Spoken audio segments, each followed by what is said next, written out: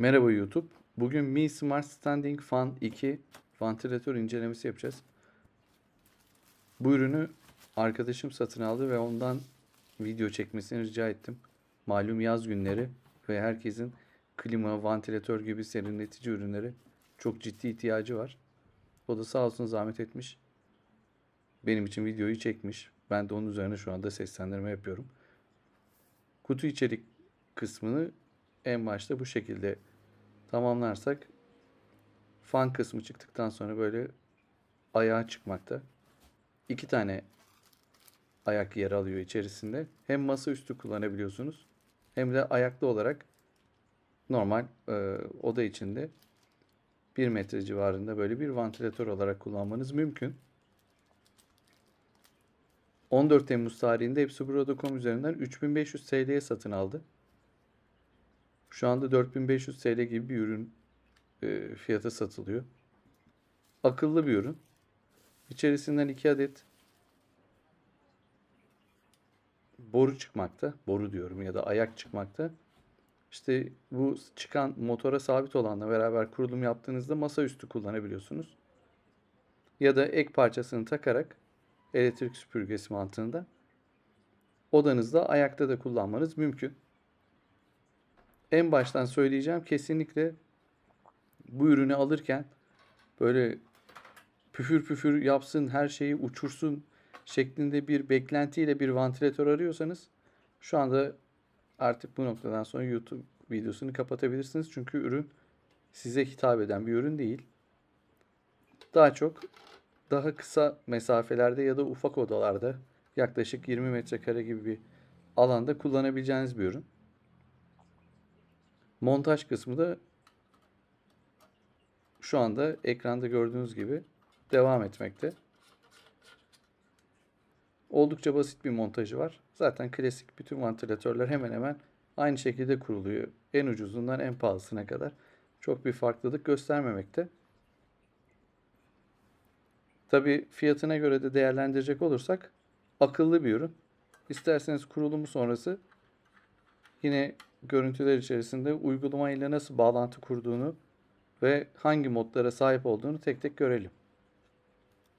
Ürünün özellikleri arasında akıllı kontrol, Wi-Fi ve Bluetooth bağlantıları sayesinde Mi Home uygulaması üzerinden uzaktan kontrol edilebilir bir ürün. Ayrıca sesli komutlarla da kullanılabiliyor. Alexa, Google Asistan gibi yapay zekalarla ya da asistanlarla uyumlu. Bir diğer özelliği, düşük ses seviyesiyle çalışarak rahatsız etmeyen bir ortam sağlar ve bu gece uyurken size daha sessiz bir ortamda uyuma ve böyle hem rahat bir şekilde uyuma imkanı sağlar.